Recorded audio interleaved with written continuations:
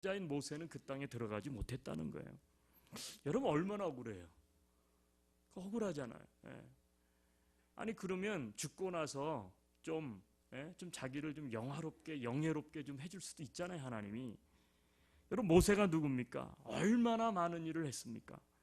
그의 지도력이 얼마나 훌륭합니까? 당시에 애굽과 근동 지방을 다스렸던 강력한 바로 왕. 여러분 그 앞에 누가 서겠어요? 그 앞에 노예로 있는 자기 백성들을 이끌어내려고 누가 하겠어요? 왜냐하면 말도 안 되는 소리죠. 그걸 허락할 리도 없고, 그 운동을 혹은 그 앞에 선다는 것은, 주도한다는 것은 곧 죽음이라는 것을 모든 사람이 알잖아요. 그런데도 여러분 그는 이 강력한 바로 왕으로부터 이스라엘 백성들을 이끌고 나온 시브리 민족의 영웅이 아니에요. 영웅. 영웅 중에 영웅. 예. 200만 명이나 되는 백성들, 여러분 그것도 광야에서 좋은 환경 가운데 있는 것도 아니고 환경이 완전히 광야 같은 그곳에서 200만 명을 이끌고 온, 여러분 어떻게 보면 명장이 아닙니까? 그렇다면 오히려 더욱 모세를 위해서 그의 묘소를 웅장하고 화려하게 멋지게 만들어 주어야 되죠. 그의 이름을 영원히 기억할 수 있도록 영화롭게 했어야 하지 않을까요? 그런데 모세의 마지막은 그렇지 않았다는 거예요. 예. 왜 하나님은 모세의 묘소도 찾지 못하게 하셨을까요? 많은 사람들이 이 부분에 대해서 여러 가지 해석을 해요. 그런데 공통된 해석은 뭐냐 하면 아마도 그 이유는 이스라엘 백성들이 이 모세가 너무 지도력이 위대하고 그렇잖아요. 너무 영적으로 너무 능력이 많고 모든 면에서 잊을 수 없는, 한마디로 하면 영웅 중에 영웅이기 때문에 이스라엘 백성들이 하나님이 아니라 모세를 섬길까 봐서 그런 것이 아니겠느냐. 사람들은 다 누구를 섬기려고 하는 경향이 있느냐면 사람을 섬기려고 하는 경향이 있어요. 그렇죠? 여러분 미국의 철학자 존 듀이가 그래서 이런 말을 했어요. 사람들은 칭찬받고 싶은 본성 때문에 유명해지고 싶어 한다. 그렇게 이야기를 했어요. 다 칭찬받고 싶어 하는 본성이 우리 안에 다 있어요. 그렇기 때문에 우리는 다 뭐예요? 유명해지기를 원해요. 사람들로부터 인기가 있고 사람들로부터 존경과 신뢰와 총망을 받기를 우리는 다 원한다는 거예요. 다른 말로 말하면 사람은 누구나가 다 영웅이 되기를 원해요. 영웅. 그래서 자신의 이름에 유명세를 타고 싶은 것이 우리 인간들이죠. 전부 다. 그것을 보여주고 있는 대표적인 사건이 보면 창세기에 등장하는데 그것이 시날 땅에서 인간들이 바벨탑을 쌓은 사건이죠. 여러분 창세기 11장 4절로 가보면 바벨탑을 인간들이 연합을 해서 쌓습니다. 이거 하나님을 대적하죠. 그러면서 그들이 외친 슬로건이 있어요. 모토가 있어요. 그게 뭐냐면 11장 4절이에요. 성읍과 탑을 건설하여 그 탑 꼭대기를 하늘에 닿게 하여 우리 이름을 내고 온 지면에 흩어짐을 면하자. 이것이 그들이 명분이요. 명분. 탑을 쌓는 명분이 뭐냐 하면 성읍과 탑을 건설하여 그 탑 꼭대기를 하늘에 닿게 하여 그 다음에 뭐라고요? 우리의 이름을 내고, 그래서 우리의 이름을 내고 온 지면에 흩어짐을 면하자. 여러분 우리는 다 우리 안에 그런 욕심과 욕망이 있어요. 자기 이름, 자기의 명예, 자기의 행한 공적, 업적, 그래서 어떻게 자기의 공로, 그런 것을 쫙 드러내고 나타내기를 원하는 욕망이 우리 안에 다 있는 것 같아요. 많은 사람들이 사회를 위해서, 많은 사람들이 교회를 위해서, 많은 사람들이 국가를 위해서 여러분 일을 하지만 그 안에 숨겨진 의도와 동기가 거룩하지 못할 때가 참 많아요. 바르지 못할 때가 다 많아요. 그게 뭐예요? 결국은 다른 사람을 도와주고 나라를 위해서 일하는 것은 좋은데 순수한 동기가 아니라 그 뒤에는 숨겨진 자기의 동기가 있는 거예요. 자기가 유명해지고 싶고 자기가 이런 일을 했다, 내가 했다라고 하는 그것을 드러내고 싶은 숨겨진 것이 다 있는 것 같아요. 이번에 유럽의 많은 도시들을 방문하게 되었습니다. 같이 가신 분들도 다 보셨기 때문에 말씀드리면 이해가 되시겠지만, 그런데 가는 곳마다 참 특이한 게 하나 있었어요. 유럽에는. 그게 뭐냐면 가는 곳마다 마을 광장, 이 광장이 다 있잖아요. 이 서양 문화에는 광장이, 우리나라에는 한국을 상징하는 광장, 그럼 옛날에 여의도 광장, 지금은 시청 앞에 있는 그 광장을 이름을 뭘로 했는지 기억은 안 나는데, 하여튼 무슨 광장, 옛날 시청 광장이라고 제가 있을 때 불렀는데 지금 무슨 광장이라고 바꿨죠? 예? 광화문 광장이에요. 그게 시청 앞에, 옛날에 거기 교통관이 맨날 이거 해둔 자리인데 거기를 이렇게 해갖고 무슨 뭐 참여광장인지 하여튼 뭐 이상하게 하여튼 바꿨어요. 광장이죠. 그 아크로폴리스, 아크로라고 하는 광장 문화가 다 있는 것 같아요. 어디를 가도. 에드몬턴에도 있고. 근데 그 마을 광장 부근에 반드시 있는 게 있더라고요. 유럽에. 그게 뭐냐면 그게 기념탑이 서 있어요. 항상 기념탑이. 그 기념탑이 뭐냐 물어봤더니 그 기념탑이 그 마을, 그 도시를 혹은 나라를 업적을 빛낸 사람들의 기념탑도 있지만 어김없이 있는 기념탑이 하나 있어요. 그게 뭐냐면 무명용사의 탑이라고 하는 거예요. 무명용사의 탑. 갔더니 이 무명용사의 탑이 마을 광장, 마을 정중앙, 하여튼 사람들이 많이 다니는 곳에는 반드시 이 무명용사의 탑이 있어요. 그 사람들이 누굽니까? 마을을 위해서, 나라를 위해서 이름도 없이 빛도 없이 죽어간 그 공헌한 사람들이에요. 선조들. 그 사람들을 기리기 위한 탑이 거기에 있더라고요. 우리는 큰 일을 한 영웅들만 기억하고 높이려는 경향들이 많은 것 같아요. 그래서 어떻게 돼? 우리 문화는 1등 아니면 안 돼. 1등 아니면 2등 안 돼요. 그렇죠? 어쩌다 1등 하던 애가 2등을 하면 어떻게 돼? 자살을 해. 참 특이한 거예요. 2등도 해봤으면 얼마나 좋을까. 그렇잖아요. 얼마나 좋겠어요. 꿈에 그리는 2등인데 남들은 못해서 안달인데 우리는 1등 아니면 알아주지 않는. 이게 다 왜 그럴까요? 막 그런 문화 때문에 그런 거 아니겠습니까? 큰 일을 한 영웅들만 기억하고 높이려는 경향들이 많은 것 같아요. 그런데 세상에 공헌한 다수의 사람들은요, 알고 보면 이름도 없는 무명의 사람들이라는 사실을 우리는 기억할 필요가 있어요. 마을, 나라를, 교회를 막 앞에 있는 목사가 아니고 정말로 교회를 섬기고 나라를 세운 사람들은 무명의 사람들이지, 앞에 있는 사람들은 당시 그때 대표자죠. 물론 좋은 리더십에 의해서 그 힘을 이끌어냈겠지만 그 모든 것을 함께 한 거 아닙니까? 그 밑에는 누가 있어요? 무명의 사람들의 헌신과 수고와 눈물이 있는 거예요. 땀방울이 있는 거예요. 근데 우리는 이 사실을 잘 기억하지 않는 것 같아요. 그리고 앞에 있는 사람, 그리고 그 사람이 되기 위해서 우리는 경쟁하고 짓밟고, 내가 그래도 대표를 해야 되고, 내가 그래도 뭘 주도해야 되고, 내가 뭘 해야 되고, 우리 교회가 뭘 해야 되고, 그러다 보니까 어떻게 돼? 연합이 안 돼. 연합이 안 되는 거예요. 우리 아일랜드 킴이 돼야 되는데, 섬기는 사람이 돼야 되는데, 전부 다 자기가 어떻게 섬김을 받으려고 하고 대장 되려고 하고 자기가 뭘 해야 되니까, 주도를 해야 되니까. 왜요? 자기의 영예, 자기의 공헌을 세우려고. 제가 말씀드렸죠. 저는 오바마 대통령을 칭찬하는 거 아닙니다. 혹시 오바마 대통령에 대해서 많은 말들이 많고 막 그렇잖아요. 근데 제가 오바마를 지지하는 건 아니에요. 그런데 그 오바마 대통령 제가 언제 한번가 수요 예배인가 말씀드린 것 같아요. 자기 퇴임식에서 서프라이즈 타임을 가졌어요. 이게 뭐예요?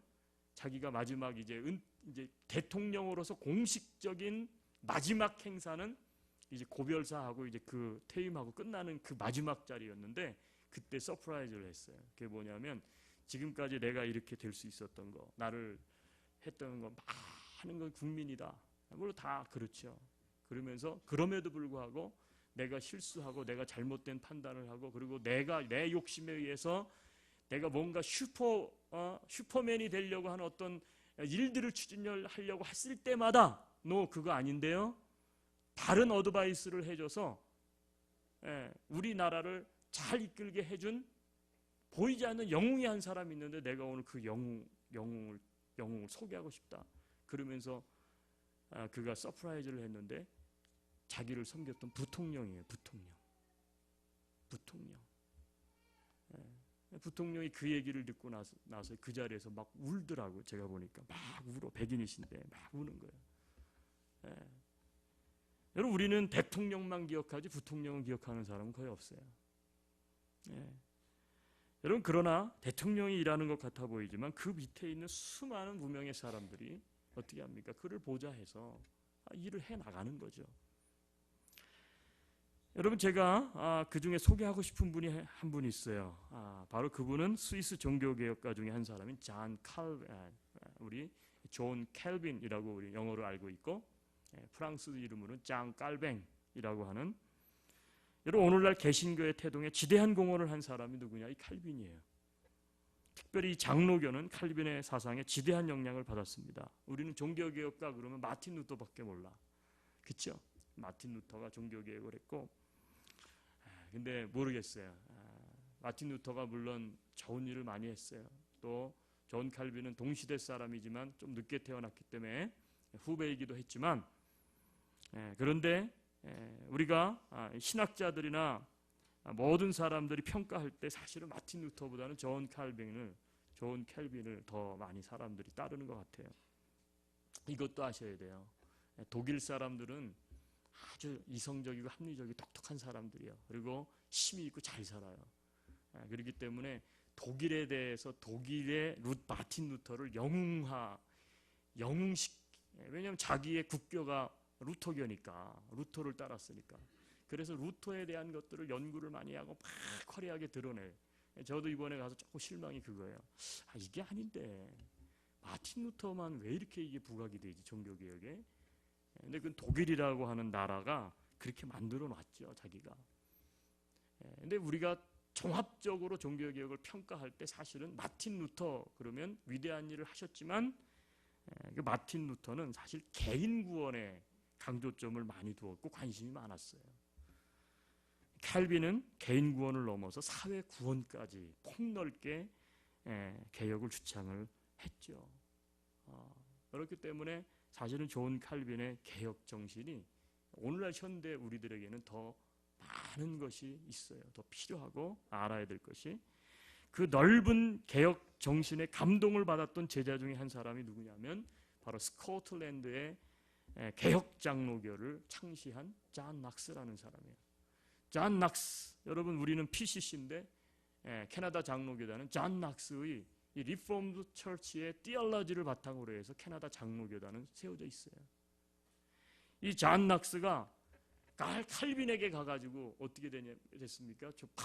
종교적 핍박을 피해가지고, 메리의 핍박을 피해가지고 영국이 캐톨릭을 믿으니까 이건 아닌데, 그래가지고 도망을 가요. 그래서 어디 갑니까? 스위스 제네바에 가서 칼빈 밑에서 이 리폼드 신학을 거기서 배우는 거예요. 이 종교 개혁을. 그래서 그걸 가지고 다시 돌아가죠.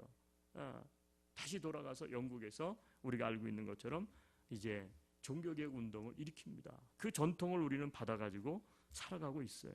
여러분, 그럼에도 불구하고 이 존 칼빈은 스위스 제네바에서 죽을 때 자신을 따르던 제자들에게 다음과 같은 유언을 남깁니다.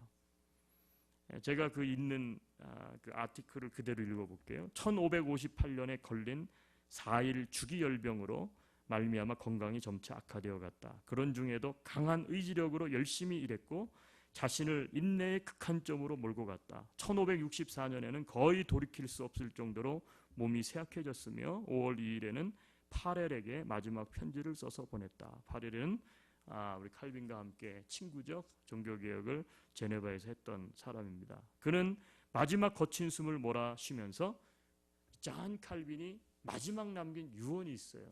우리는 이걸 잘 모르는데 뭐라고 유언을 남겼느냐? 내가 죽거든 묘지를 세우지 말라. 나는 하나님 앞에서 내세울 만한 일을 하지 못했다. 그리고 죽었어요. 내가 죽거든 묘비를 세우지 말라. 나는 하나님 앞에서 내세울 만한 일을 하지 못했다. 여러분, 그러나 그는 어떤 묘비보다도 더 위대한 유산을 모든 기독교인들의 가슴에 뚜렷이 남겨놓았다. 그는 바울 이래 그 누구보다도 세계관과 인생관에서 믿음과 행위, 교리와 삶 잘 조화시켜 가르쳤다는 평가를 받고 있다. 이것이 존 칼빈에 붙여진 리퓨테이션이에요. 제가 사진 한 장을 하나 더 보여드릴게요. 네. 이게 아마 잘 안 보이실 거예요. 확대하지 않으면. 이게 누구냐면 바로 존 칼뱅의 묘소입니다. 우리 이제 여기를 못 갔죠? 우리 가이드가 못 찾아가지고 못 갔어요, 여기를. 왜 그러냐면 칼빈의 묘소는 이름이 없어요. 묘비명도 없어요. 그리고 딱 하나 있어요. 숫자 707 707. 이게 여기 707 보이시죠? 아무것도 없어요. 이게 존 칼빈의 묘비예요. 707.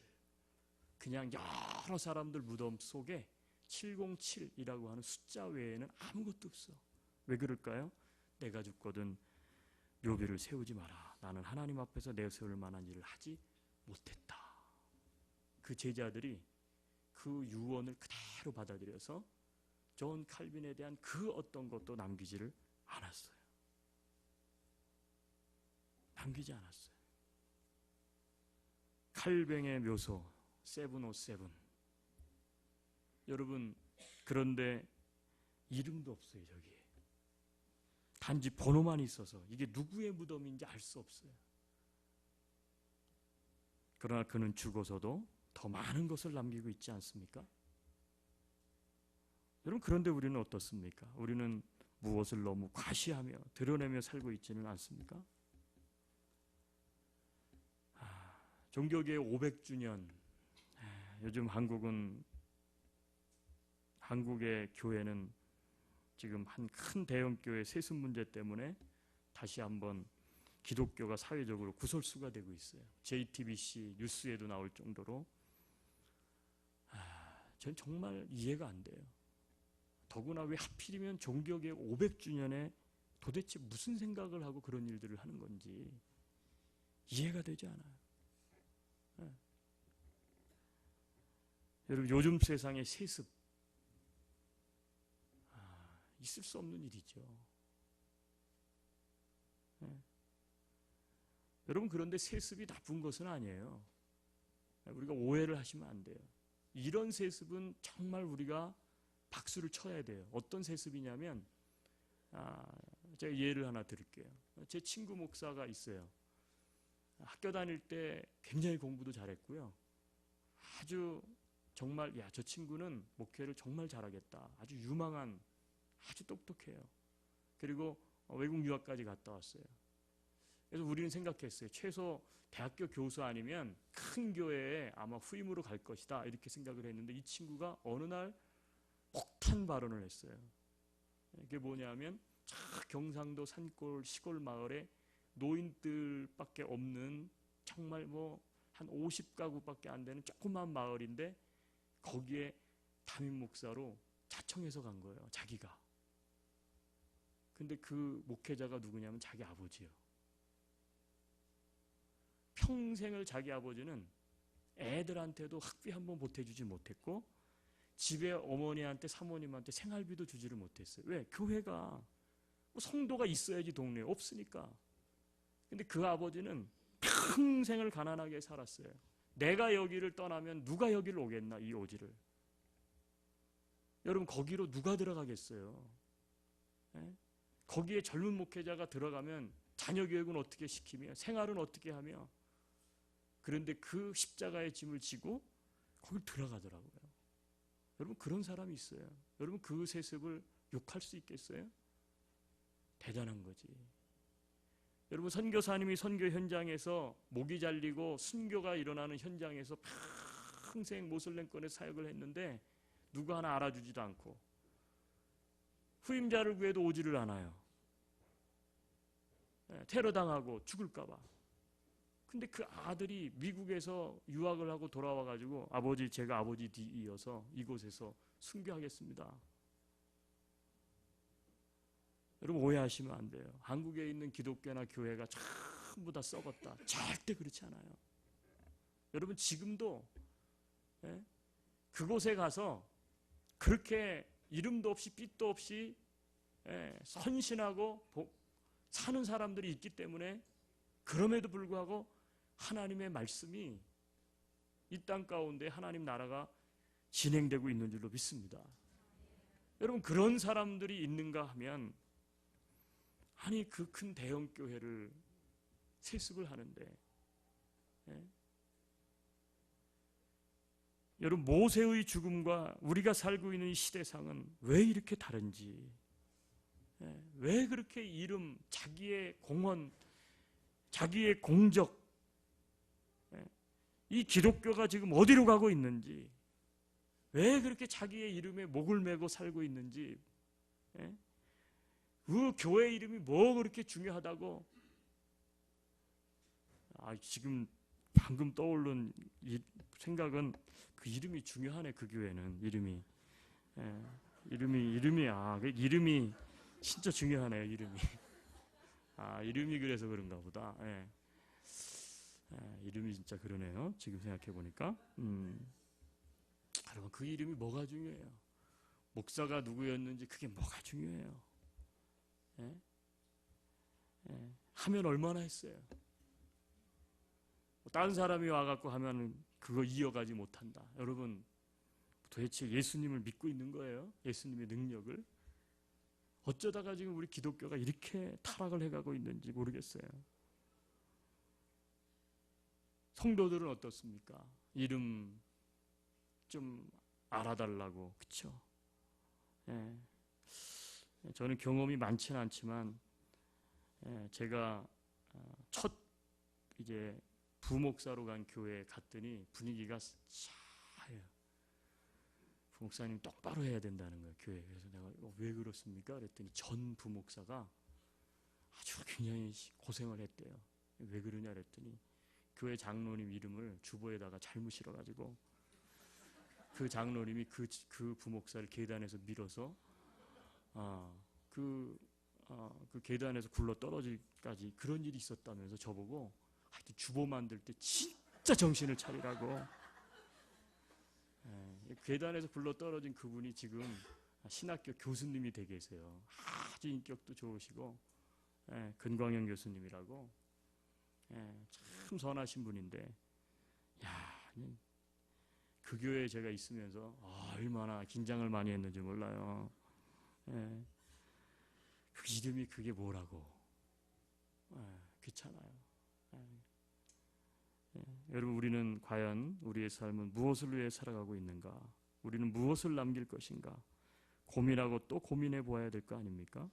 이런 말은 많이 들으셨을 거예요. well-being, 우리 잘 살아야 된다. 그래도 요즘은 웰빙이 전부 음식만 웰빙이라고 생각하는데 그렇지 않죠. 삶이 웰빙이어야 돼요. 근데 요즘 또 유행하는 게 뭐냐면 well-dying이라는 게 유행이에요. well-dying. 살 때도 잘 살아야 되지만 죽을 때 잘 죽어야 된다는 거. well-dying. 예? 여러분, 어떻게 죽는 게 잘 죽는 겁니까? 어떻게 사는 게 잘 사는 겁니까? well-being, 어떻게 사는 게 잘 사는 거고 well-dying, 어떻게 죽는 게 잘 죽는 걸까요? 성경에서 뭐라고 얘기합니까? 모세는 묘소도 하나님께서 찾지 못하게 꼭꼭 숨겼다. 근데 또 미국의 어느 고고학자 되시는 분은 또 그거를 찾아가지고 모세의 미이라가 발견됐다고. 아니, 왜 그런 짓들을 하는지 알 수가 없어. 여러분, 이름이 아니라 우리가 남겨야 될 것은 믿음의 유산이 우리는 남겨야 될 줄로 믿습니다. 믿음의 유산을 남겨야죠. 이름이 아니죠. 여러분, 재산이 아니라 삶의 유산을 남기시기를 주의 이름으로 축복합니다. 재산을 남기시지 마세요. 절대. 삶의 유산을 남기세요. 이름을 남기지 마세요. 믿음의 유산을 남기세요. 이게 그리스도인의 well-being and well-dying 아니겠어요? 할 수 있거든. 여러분, 무명의 그리스도인, 이렇게 살다 가세요. 저는 2년 전부터 제 이름을 모든 것에서 빼는 일을 시작했습니다. 앞으로 제가 목회 이제 15년 남았는데 15년 동안 모든 것에서 제 이름을 빼는, 그래서 무슨 대표, 무슨 장, 그런 것을 제가 2년 전부터 다 사직을 하고 제 이름을 다 빼는 거를 지금 제 스스로 누구에게도 말하진 않았지만 뭐 낼 것도 없어. 낼 것도 없지만 하여튼 있는 거라도 빼는 거. 그래서 나는 무명으로 왔다가 무명으로 죽고 싶다. 여러분, 우리의 묘비명은 무명의 그리스도인, 이것이 되어야 될 줄로 믿습니다. 사도 바울이 우리에게 이런 말을 해주셨네요. 우리 같이 한번 찾읍시다. 빌립보서 1장 20절. 빌립보 1장 20절.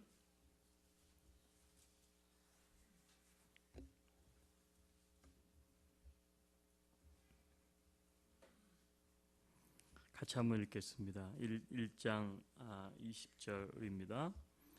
시작.